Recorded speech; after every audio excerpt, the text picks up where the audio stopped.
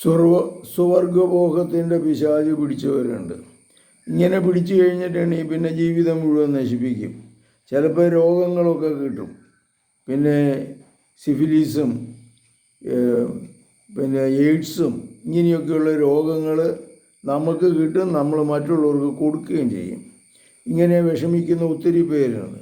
ഞാൻ തിരുവനന്തപുരത്ത് ഇങ്ങനെ ഒരു സെൻറ്ററിൽ ചെന്ന് കഴിഞ്ഞപ്പോൾ അവിടെ പറഞ്ഞു തിരുവനന്തപുരം ഏരിയയിൽ 650 സുവർഗഭോഗികളുണ്ടെന്ന്.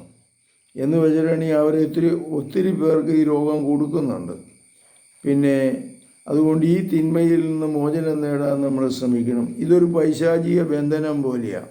കയറി പിടിച്ചു കഴിഞ്ഞാൽ പിന്നെ പോരാൻ വലിയ ബുദ്ധിമുട്ടാണ്, ഊരിപ്പോരാൻ വലിയ ബുദ്ധിമുട്ടാണ്.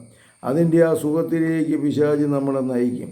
കർത്താവേ, സുവർഗഭോഗത്തിൻ്റെ പിശാചിൽ നിന്ന് കർത്താവേ മക്കളെ രക്ഷിക്കണമേ. ഇവരുടെ തിന്മയിൽ നിന്ന് മോചനം നേടണമേ.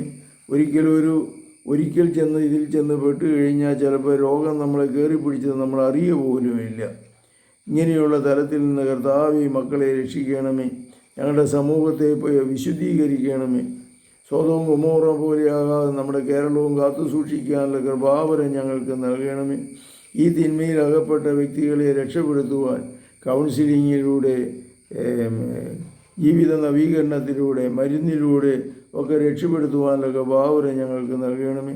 ഈ തിന്മയിൽപ്പെട്ടവർ ഫോണിലൂടെ ഞാൻ സഹായിക്കാം. 9447465414 ഈ നമ്പറിൽ വിളിക്കാം. ഇങ്ങനെ അനേകം മക്കളെ രക്ഷപ്പെടുത്താൻ അവസരം എനിക്ക് കിട്ടിയിട്ടുണ്ട്. കർത്താവ് എനിക്ക് ലഭിച്ച അനുഗ്രഹത്തിന് നന്ദി പറയുന്നു.